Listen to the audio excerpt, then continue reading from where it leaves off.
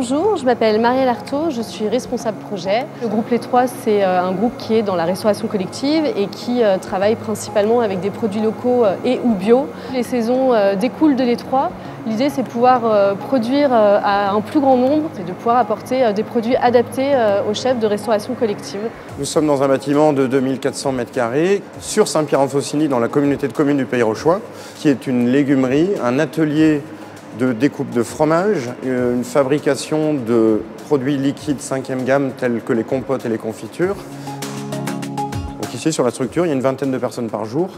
À terme, on devrait monter entre 25 et 30 quand tous les postes seront occupés et que l'outil sera en pleine production. L'idée derrière également, c'est de créer un trait d'union entre les producteurs avec qui on travaille et également nos clients professionnels et à terme nos clients consommateurs, puisque nous allons ouvrir une boutique de produits locaux dans quelques mois.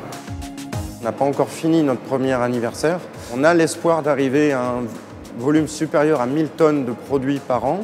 Aujourd'hui, on est capable de produire chaque jour entre 2 et 3 tonnes de produits finis. On est très surpris par la capacité de production des producteurs savoyards et haut-savoyards. On est en dehors des schémas locaux du circuit court, mais on est toujours dans le circuit court. Donc on est dans une relation de partenariat, de construction.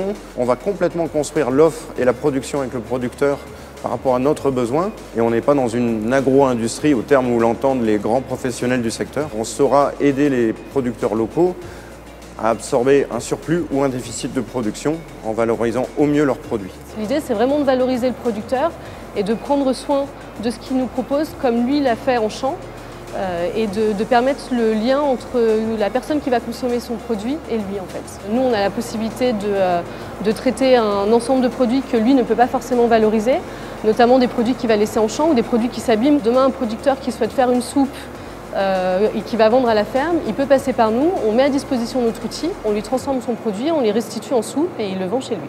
Le premier constat qu'ont fait les producteurs, c'est qu'en fait cet outil n'existait pas.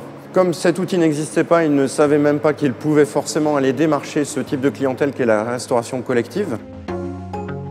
Au niveau du consommateur, clairement, il y a une vraie demande. Il y a une vraie demande en produits locaux.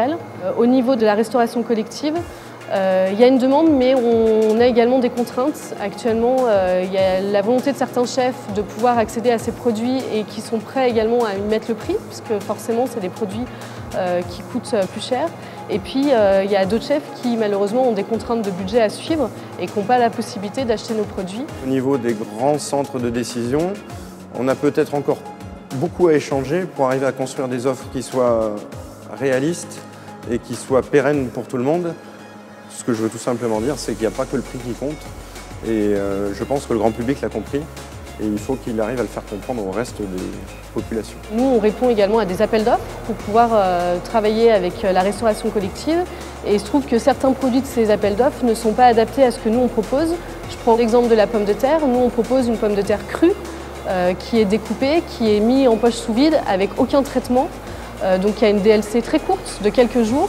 Et certains appels d'offres demandent des produits qui nécessitent des DLC plus longues. Et nous, on ne peut pas répondre à ça parce qu'on se refuse de mettre des additifs dans nos produits. On a plus un problème à convertir ces gens-là vers cette gamme de produits parce qu'elle peut être plus difficile à travailler, parce que plus naturelle. Un légume brut qui demande au chef de revenir aux fondamentaux de la cuisine. Il y a une vraie volonté pour que ça bouge, puisqu'on est en discussion avec ces personnes qui montent ces appels d'offres pour pouvoir adapter la gamme de produits qu'ils proposent à des produits qui sortent de les saisons.